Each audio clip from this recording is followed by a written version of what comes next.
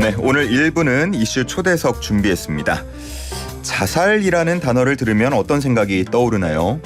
좀 무겁고 혹은 불편하게 느낄 수도 있을 것 같은데 실제 국내 언론 보도에서도 이 자살이란 단어는 금기어 같은 존재이기도 하고요.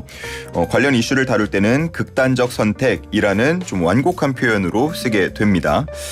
우리나라 자살률이 OECD 국가 가운데 부동의 1위, 압도적인 1위고요. 코로나19 이후에 자살률이 더 증가하고 있다고 하죠. 이런 우리 사회에서 자살을 어떻게 받아들여야 하고 어떻게 하면 조금이라도 막을 수 있을지 이야기 나눠보도록 하겠습니다. 멀리 미국 예일대에서 상암 스튜디오까지 한달음에 달려오신 분이 계십니다. 예일대 정신건강의학과 나종호 교수 모시겠습니다. 교수님 안녕하십니까? 네, 안녕하세요. 반갑습니다. 네, 정말로 미국에서 이렇게 한달음에 달려와 주신 건가요?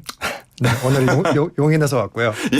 비가 많이 와서 힘들게 왔습니다. 네, 오늘 용인에서 오셨고 네네. 아마 교수님을 또 다른 매체 혹은 인터뷰에서 보신 분들도 많을 것 같은데 저희 네. YTN 라디오에서는 또 처음이니까 청취자분들께 인사 한 말씀 부탁드리겠습니다. 네, 안녕하세요. 반갑습니다. 저는 나종호라고 하고요. 미국에서 정신과 전문의로 활동을 하고 있고 예일대 정신과 조교수이고 또 뉴욕 정신과 의사의 사람도서관이라는 책을 낸 저자이기도 합니다. 뭐 그 전에부터 이력을 살펴보면 아마 우리 네. 교수님을 더 특별하게 생각을 하실 수 있을 것 같은데 학부 때 심리학을 전공하셨고 서울대에서 네. 예, 그리고 또 서울대에서 의학 전문 대학원 네. 을 나오시고 네. 미국으로 건너가셔서 말씀하신 것 같은 이력을 쌓으셨습니다. 네. 문과잖아요, 심리학이면. 그렇죠. 문과 전공이신데 네. 의사가 되겠다라고 마음은 먹으신 계기가 있을까요? 네, 아무래도 이제 심리학과다 보니까 정신건강에 항상 관심이 많았고 그러다가 임상심리라고 해서 이제 상담을 하는 그런 진로에 관심을 갖다가 예. 어느 순간부터 이제 사실 2000년대 초반에 제가 학부를 다녔는데 그때 우리 사회에서 많은 사람들을 잃었잖아요. 유명 연예인들의 자살도 많았고 그런 과정들을 거치면서 좀 자살을 막고 싶다는 생각을 처음으로 하게 됐고 그러면 이제 자살을 막을 수 있는 가장 최전선에 있는 직업이 무엇일까? 물론 심리학도 마찬가지지만 정신건강이 그중에 정신과 의사가 그중에 하나인 것 같아서 저는 정신과 의사가 되고 싶어서 이제 의학전문대학원을 가게 됐습니다. 그러시군요. 네. 사실 이렇게 마음을 먹어도 이 커리어대로 하기가 쉽지 않을 것 같은데 참 대단하다는 생각이 들고요. 네. 뭐 본격적으로 얘기 들어가기 앞서서 제가 그냥 가볍게 네. 뭐 질문 하나만 좀 드려볼게요. 오늘 지금 창밖에 보시면 아시겠지만 굉장히 어둡고 축축해요. 그렇죠. 좀 날씨가. 네. 이런 날에는 정신건강의학과를 찾아오는 분들이 더 많으신가요? 글쎄요. 미국의 경우에는 이제 예약을 좀 미리 해야 되는 상황이어서 한국은 이제 의사를 만나려면 바로바로 올 수가 있잖아요. 네네. 그렇기 때문에 아마 좀 차이가 별로 없는데 한국에서는 아마 연관성이 있을 수도 있지 않을까. 정말 개인적인 추측입니다. 네. 미국에서는 이렇게 바로바로 예약 없이는 찾아가서 진료를 받을 거의 수 없군요. 불가능하다고 할 수 있죠. 정신과뿐만 아니라 모든 이제 의사를 만날 때 있어서. 네. 그렇군요. 네. 왠지 이런 날만 되면 좀 기분이 다운된다라는 표현을 저희가 많이 쓰잖아요. 그렇죠. 네, 그래서 관련해서 한번 질문을 드려봤고요. 네. 그 미국에서 뭐 인턴, 레지던트 전문의 쭉 근무를 하고 계신데 네. 그렇게 예약 없이는 찾아갈 수 없다고 하지만 네. 그래도 정신과 응급실이라는 게 있다고 들었습니다. 네, 주별로 다른데 이제 제가 수련을 받았던 뉴욕에는 정신과 응급실이 따로 있는 병원들이 있어요. 그래서 그런 곳에는 보통 굉장히 응급한 분들, 그러니까 다양한 경우가 있는데요. 방금 이제 제가 주로 얘기했던 자살 생각이 있으신 분들, 네. 그런 분들이 오시는 경우도 있고 안전이 걱정이 되기 때문에 주변 분들이 데려오실 수도 있고 예. 아니면 본인이 찾아오실 수도 있고요. 그리고 또 어떤 마약에 취하신 분들이 오는 경우들도 많고 미국은 마약이 워낙 많기 때문에 그리고 또 급성 정신증이라고 해서 우리가 흔히 말하는 조현병의 증상들 예를 들면 환청이 들린다든가 아니면 망상이 생긴다든가 이럴 경우에 오는 경우들도 있고요. 그래서 굉장히 다양한 분들이 다양한 이유로 찾아오십니다. 내가 좀 자살 충동이 들었을 때 네. 응급실로 가야 한다라는 생각이 보편적으로 좀 있나 보죠? 어느 정도 공감대가 형성이 된 것 같아요. 그래서 특히 그리고 미국은 최근에는 988이라 그래서 예. 이제 원래 119가 미국에서는 911이잖아요. 네. 근데 그거랑 유사하게 988은 정신건강 응급 전화번호예요. 그래서 988을 누르면 예를 들면 자살 생각이 굉장히 심한 경우에 이제 그 정신건강이 어느 정도 훈련이 된 사람이 구급대원이 출동을 할 수도 있고 상담을 해줄 수도 있고 그래서 만약에 이 사람이 좀 위험하다 싶으면 병원으로 데려오는 그런 시스템이 갈수록 구축이 돼가고 있는 것 같아요. 우리나라 상황과는 좀 많이 다르다라고 느껴지는 게 우선 이런 생각이 들었을 때 응급실로 간다라고 생각하는 분들이 그렇게 많지 않을 것 같고요. 그렇죠. 보통은 더 숨거나 네. 혹은 얼마 전에 좀 사회적 이슈가 됐습니다만 네. 뭐 우울증 갤러리 같은 네. 곳들을 통해서 네. 커뮤니티 이런 데에서 좀 위안을 느끼곤 하는데 그렇죠. 뭐 부작용 같은 건 차치하고 네. 이렇게 온라인상에서 모이고 이런 것들은 좀 긍정적 효과를 낼 수 있을까요? 글쎄요. 저도 우울증 갤러리 기사로 접했는데 굉장히 우려가 되는 부분이 많고 그게 결국에는 우리가 공개적으로 이야기하지 않아서 어떤 음지로 숨는 그런 계속 숨으니까 그렇게 돼가는 경향이 있는 것 같아요. 그래서 미국에서도 이제 그런 과거에 물론 그런 정신건강이라든가 우울증, 뭐 자살 생각에 대한 낙인이 없지 않았는데 네. 갈수록 이제 그게 좀 희석되는 분위기이고 사람들이 공개적으로 나와서 이야기를 하는 분위기예요. 그래서 사실 자살 생각이라는 게 우울증의 증상이 9가지가 있거든요. 그 중에 한 가지이기도 해요. 그렇기 때문에 어떻게 보면은 우울증과 굉장히 밀접한 연관이 있고 그래서 갈수록 약간 의학적인 문제, 뭔가 병원에서 나의 안전을 보장해 줄 수 있는 그런 안전한 공간에 가는 게 중요하다. 이런 공감대는 형성이 되고 있는 것 같아요. 말씀하신 것처럼 우리 그 사회에서는 정신과 진료를 받는다. 네. 이러면 일단 선입견을 갖고 보는 게 어느 정도 깔려 있는 좀 인식인 것 같은데 네. 공황장애 같은 경우는 연예인들이 이제 TV에서 많이 얘기를 하니까 네. 이제 많이 갖고 있는구나. 그쵸. 뭐 이 정도 인식이 됐다고 하지만 네. 뭐 자살, 우울증에 대해서는 여전히 조금씩 기피하는 현상이 있는 게 좀 사실인 것 같습니다. 네. 그 교수님도 아무래도 정신의학과 환자분들 만나고 얘기하고 하다 보면 네. 좋은 얘기보다는 조금 딥한 얘기 네. 많이 하시게 될 텐데 그렇죠. 그러면은 교수님은 어떠세요? 좀 사실 저희가 정신과 의사로서 이제 정신과 의사들도 정신 건강을 굉장히 신경을 많이 써야 되는 직업이에요. 예. 뭐 예를 들면 소방관이나 뭐 경찰관 분들도 마찬가지지만 네. 좀 힘든 이야기들을 많이 듣고 그런 사건들을 접할 때도 많으니까요.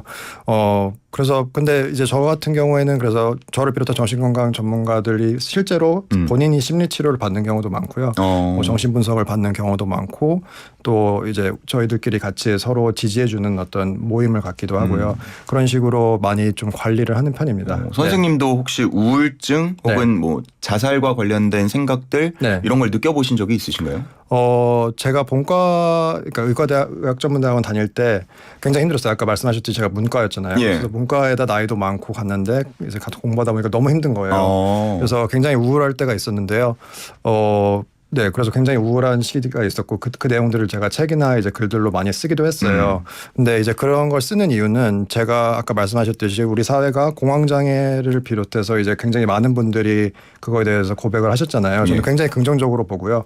근데 이제 그 단계가 있다고 생각해요. 이제 공황장애가 어떻게 보면 좀 낙인이 좀 덜할 수 있는 어떤 정신질환 중에 하나고 아까 말씀하셨듯이 우울증이나 자살은 이제 그보다 조금은 더 사람들이 약간 걱정하는 그런 것이기 때문에 지금 미국 같은 경우에는 많은 연예인들이 실제로 우울증을 고백한 사람들이 굉장히 많거든요. 우리가 아는 뭐 더락이라든가 드웨인 존슨이라든가 아니면 뭐 마이클 펠프스라든가 굉장히 유명한 사람들이 많아요. 그래서 한국도 저는 결국에는 그런 쪽으로 실제로 제가 얼마 전에 봤을 때는 몇몇 가수분들이나 뭐 연예인분들이 방송에서 얘기하는 걸 봤거든요. 그러니까 조금씩 갈수록 이제 우리도 그런 방향으로 가지 않을까 그렇게 생각이 됩니다. 맞습니다. 지금 음지에 있는 것들을 좀 양지로 끌어올리는 노력들이 필요할 것 같은데 관련해서 이제 언론의 역할도 클 것 같아요.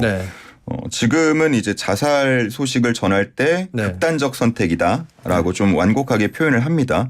이게 뭐 여러 가지 의도가 있고 목적이 있는 표현인데 교수님은 이 극단적 선택이라는 단어 용어에 대해서 좀 아쉬운 부분이 있다고요. 네, 일단 우리가 용어를 쓰면은 그 용어의 장점이 명확해야 되잖아요.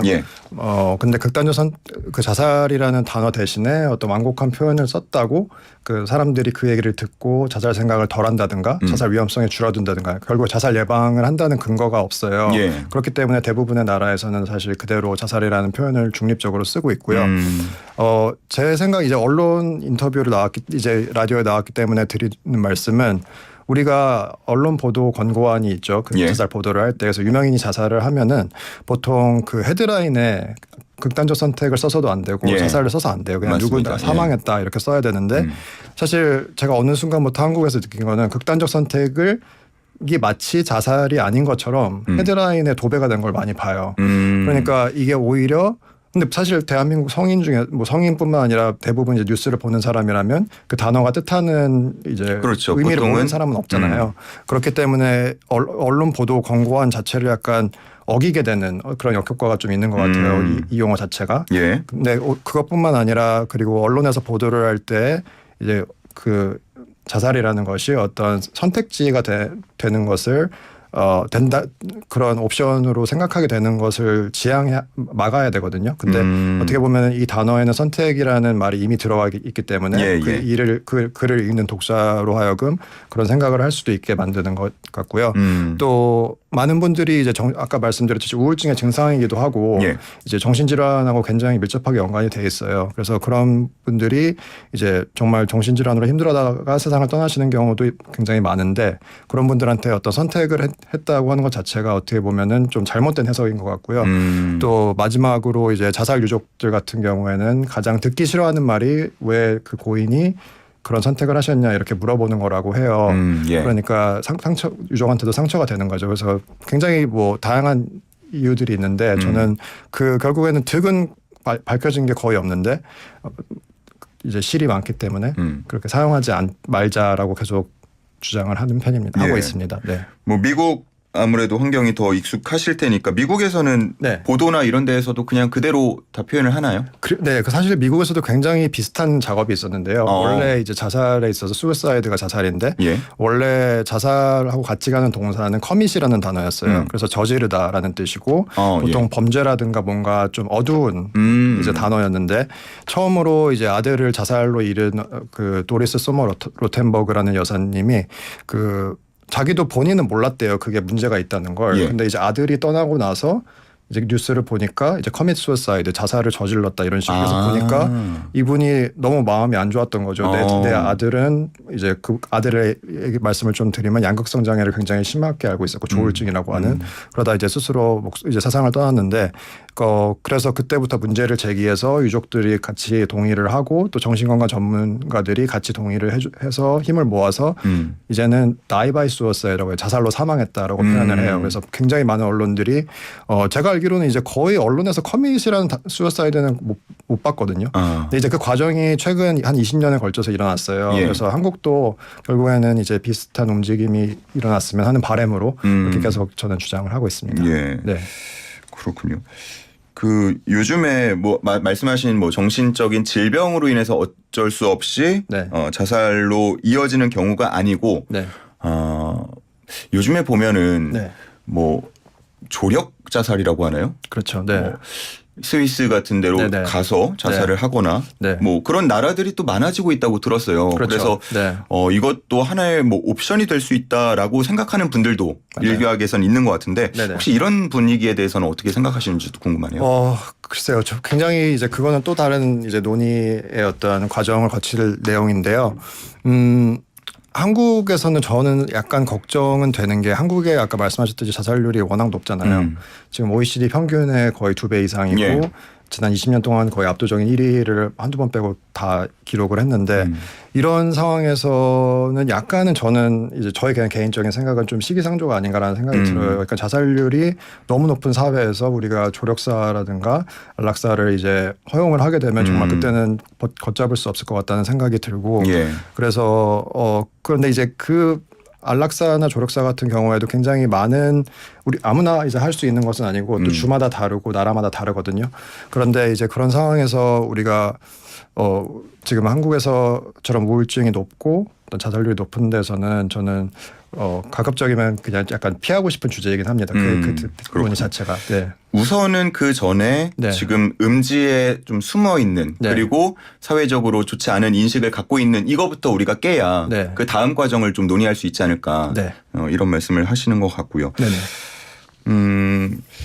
그 실제로 만나봤던 좀 사례들 중에서 네. 혹시 좀 기억에 남는 좀 사례들도 있다면 전해주시면 좋을 것 같은데요. 저는 사실 저희 책 제목에서도 사람도서관이라고 썼던 게 제가 만난 환자분 한 분이 굉장히 책 같다는 생각을 했어요. 우리가 그 사람의 어떤 뒷이야기를 잘 모르잖아요. 항상 우리가 쉽게 다른 사람을 판단하고 어떤 선입견이나 편견으로 가지고 판단을 하지만 예. 사실은 그 사람이 뒷이야기를 정말 친한 사람이나 뭐 가족이 아닌 이상 알지 못하는 경우가 많죠. 그래서 특별히 한 환자를 찝기는 힘든데 그냥 굉장히 많은 분들이 이제 각자의 사연이 있었고 제 앞에 선 환자분들은 굉장히 큰 용기를 낸 사람이라는 생각을 저는 많이 했어요. 왜냐하면 저 같은 경우는 아까 말씀드렸듯이 본과 때 굉장히 힘들고 그랬음에도 불구하고 저는 이제 심지어 심리학을 공부하고 정신과 의사가 되고 싶어서 의학전문대학원에 진학을 했는데 그런 저한테도 정신과 문턱이 너무 높더라고요. 그런 어떤 남들이 나를 이상하게 보지 않을까. 예. 내가 의지가 약한 건 아닐까 이런 생각을 많이 했는데 이제 그 과정들이 레지던트를 하면서 좀 많이 정신과 의사로 일하면서 많이 깨졌고 이제 돌이켜 보면 내가 그때는 내지 못했던 용기를 이분들이 내셨구나라는 생각을 하게 돼서 그분들을 만날 때마다 되게 이렇게 고마운 마음이고 또 굉장히 대단하신 분들이라고 예. 그렇게 생각을 하고 있습니다. 뭐 아마 이 얘기를 들으시면서 그 생각하시는 분들 많을지 모르겠어요. 저도 최근에 그렇고 네. 좀 새로운 감정들이 이렇게 들 때가 있거든요. 네. 내가 왜 이러지? 네. 이런 생각이 들 때가 있는데 네. 그럴 때 주변에서도 한번 병원 찾아가봐라고 하지만 네. 말씀하신 것처럼 그 문턱이 되게 높게 느껴져요. 맞아요. 그래서 우리 사회가 좀 바뀌어야 된다라는 생각도 함께 드는데 네. 어떻게 해서 좀 바뀌어갈 수 있을지 네. 우리 좀 네. 얘기를 해주신다면요. 저는 그냥 제가 지금 하는 이런 과거의 어떤 우울했던 경험들이나 이런 거 얘기하는 것도 그의 일환이라고 생각을 하고요. 아까 많은 분들이 뭐 공황장애라든가 또 예. 우울증을 고백하고 이런 것들도 있을 수 있고 더 이제 개개인으로 가면 우리가 일상생활에서도 이런 이야기를 같이 나눌 수 있는 문화가 됐으면 좋겠다는 생각을 해요. 그래서 뭐 친한 친구라든가 우리가 항상 좋은 일만 있을 수는 없기 때문에 예. 그런 이야기를 같이 나눌 수 있었으면 좋겠다는 생각을 하고요.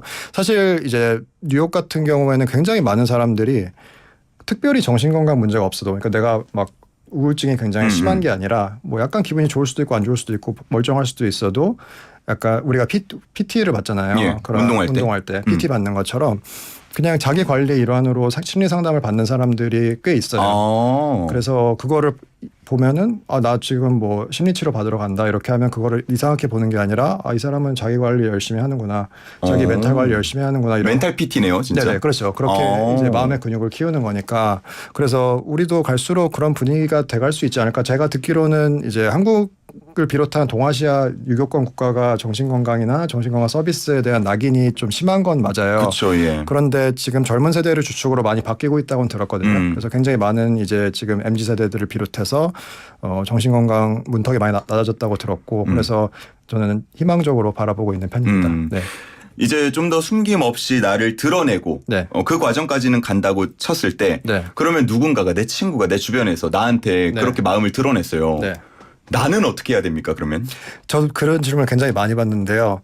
우리가 항상 누가 내 앞에 힘들어하는 사람이 있으면 네. 뭔가 솔루션을 제공해 줘야 될 것 같고 뭔가 위로의 말을 꼭 해줘야 될 것 같고 네. 이런 생각을 많이 하게 되는데 사실 저는 섣부른 위로는 안 하니만 못하는 경우도 많은 것 같거든요. 그래서 이런 질문을 할 때마다 굉장히 좀 멋쩍긴 하지만 저는 그냥 듣는 거에서 시작하는 것 같아요. 그래서 들어주라, 경청해라. 왜냐하면 그 사람도 말을 하면서 이 문제를 해결해줘라 이런 경우보다는 대부분 이렇게 힘들기 때문에 그냥 들어줄 사람이 필요한 경우가 많은 것 같아요. 그렇기 예. 때문에 물론 이제 본인이 생각하기에 좋은 위로를 그 사람은 잘 알고 있기 때문에 줄 수 있다면 좋지만 꼭 내가 뭐 해줄 말이 없다고 해서 거기서 내가 너무 어떤 뭐 힘내라든가 꼭 이런 말을 해줘야겠다 이런 압박감을 가지실 필요는 없는 것 같아요. 그래서 잘 들어주고 이 사람이 왜 힘든지를 좀 같이 이해하고 싶은 과정을 겪다 보면 그 사람한테 많이 그냥 그것만으로 좀 도움이 되지 않을까 그렇게 생각을 합니다. 알겠습니다. 네.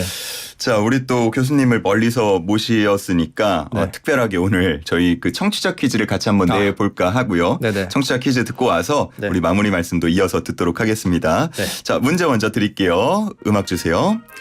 자, 슬라승배 슬라곳입니다. 당신의 오늘은 어제보다 똑똑하다. 오늘 정답 아시는 분들은 단문 50원, 장문 100원, 샵 0945로 보내주시면 되겠습니다.